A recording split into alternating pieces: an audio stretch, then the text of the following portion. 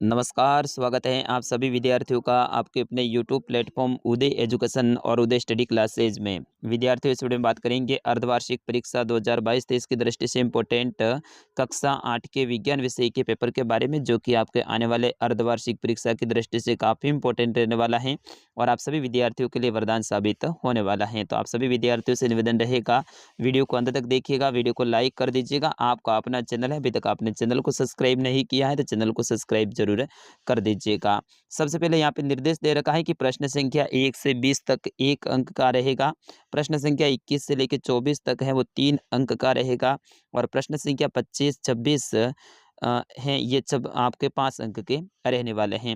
विद्यार्थियों, एक बार आप वीडियो को लाइक कर दीजिएगा और पेपर देखने के लिए आप हमारी वेबसाइट पे भी जा सकते हैं। वेबसाइट है udaystudy.com। उसके बारे में मैं आगे और आपको विस्तार से बताऊंगा कि कैसे आपको डाउनलोड करना है। सबसे पहले देखिए पहला प्रश्न, विभिन्न अंतराल में खेत को जल देना कहलाता है। तो विद्यार्थी, विभिन्न अंतराल पर जो आपके खेत में जल देते हैं उसे सिंचाई कहते हैं। तो पहले में आपका सही उत्तर हो जाएगा ऑप्शन नंबर अ।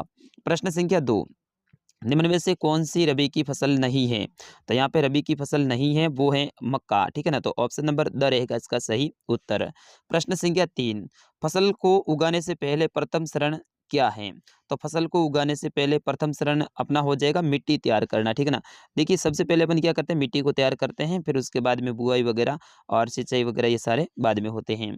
प्रश्न संख्या 4, मिट्टी को भूरा भूरा करने वाला कृषि औजार नहीं है।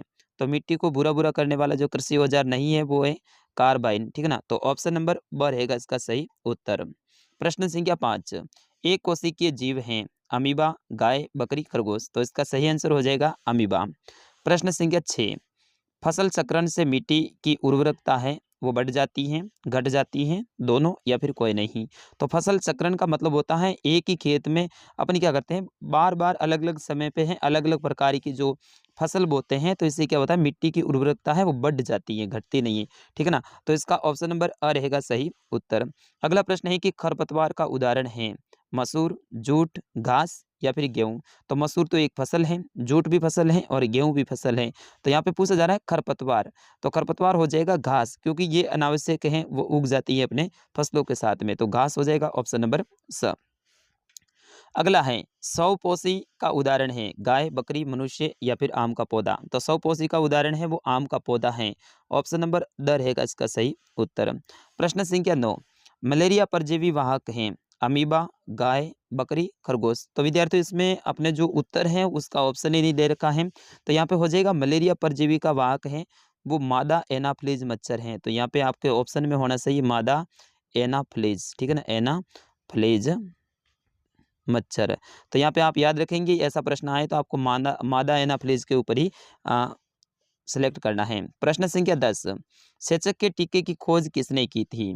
तो सेचक के टीके की खोज है लुइस पार्सवर ने की थी। तो ऑप्शन नंबर ब रहेगा इसका सही उत्तर। अगला प्रश्न है कि गेहूं की रस्ट नामक रोग का कारक है जीवाणु, विषाणु, शैवाल, कवक। तो गेहूं के अंदर जो रस्ट नामक रोग होता है इसका वाहक है वो है कवक, ठीक है ना। तो ऑप्शन नंबर द रहेगा और ये प्रश्न आपके एग्जाम में लगभग 101% आने वाला है, बोर्ड की परीक्षा की दृष्टि से भी इंपॉर्टेंट रहेगा। अगला प्रश्न, जैव न्यूनीकरण पदार्थ कौन से हैं? सब्जी, कागज, लकड़ी, सभी। तो यहाँ पे आपका कागज हो जाएगा, जैव न्यूनीकरण का पदार्थ है वो कागज है। ऑप्शन नंबर ब रहेगा इसका सही उत्तर। अगला प्रश्न, प्रश्न संख्या 13, निम्न में से कौन सा जीवाश्म ईंधन है? कोयला, पेट्रोलियम, प्राकृतिक गैस या फिर सभी। तो कोयला, पेट्रोलियम और प्राकृतिक गैस ये सभी जीवाश्म ईंधन है।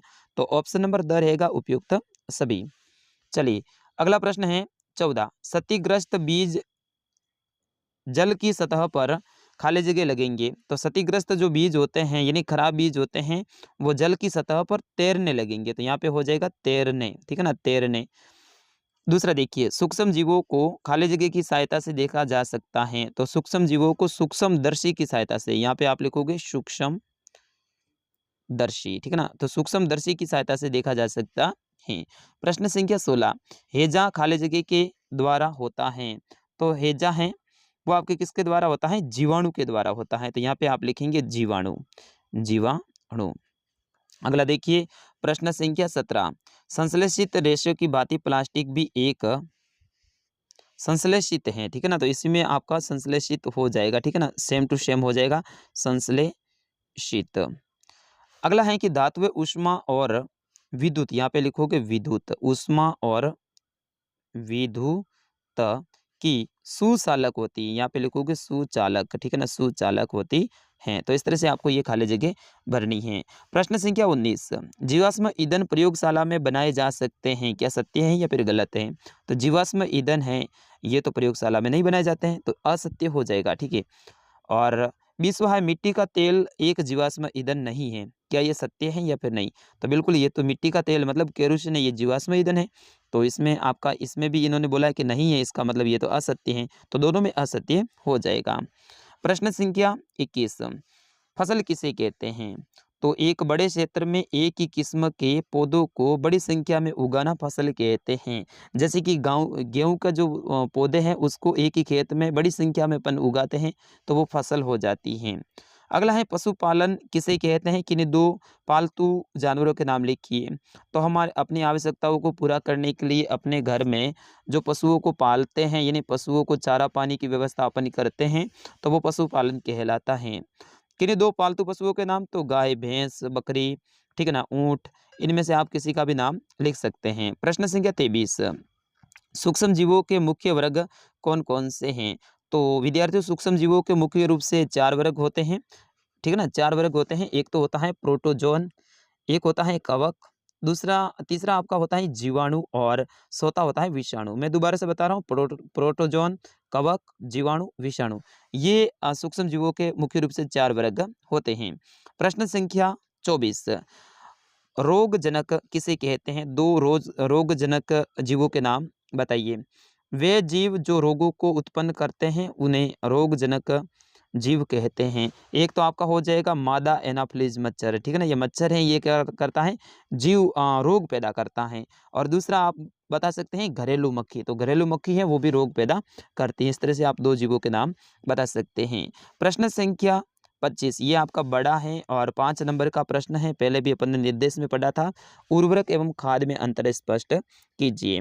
तो उर्वरक है वो फैक्ट्रियों में बनाए जाते हैं, जबकि खाद हैं अपने खेतों में या फिर घरों में बनाए जाते हैं, ठीक है ना। तो इनके बारे में ऐसे करके आपको अंतर लिखने हैं। और लास्ट प्रश्न है कि खाद्य पदार्थों का संचय करने हेतु प्लास्टिक पात्रों के उपयोग की 3 प्रमुख लाभ बताइए। तो प्लास्टिक पात्र होते हैं, इसमें जल्दी से खाद्य पदार्थ हैं वो खराब नहीं होते हैं, इनके अंदर नमी नहीं आती है, ठीक है ना, और लंबे समय तक इनके अंदर अपन भोजन को व्यवस्थित रूप से सुरक्षित रख सकते हैं। इस तरह से आपको 3 लाभ बताने हैं। तो विद्यार्थियों ये था कक्षा 8 का विज्ञान विषय का पेपर। मैं आशा करता हूँ आप सभी विद्यार्थियों को पसंद आया होगा।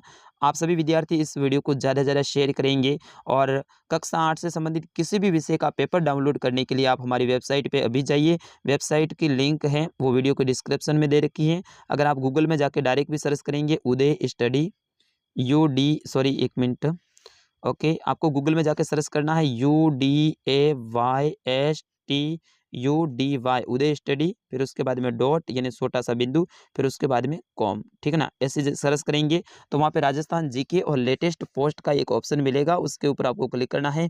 और जैसे ही उसके ऊपर आप क्लिक करेंगे तो कक्षा 8 की सारे विषय की PDF वहाँ पे आ जाएगी। डाउनलोड के ऊपर क्लिक करना है और जैसे डाउनलोड के ऊपर आप क्लिक करेंगे तो ये पेपर आपके फ़ोन में सेव हो जाएगा। तो फटाफट जाइए आप गूगल में हमारी वेबसाइट पे। मिलते हैं अगले वीडियो में, तब तक के लिए नमस्कार, जय हिंद।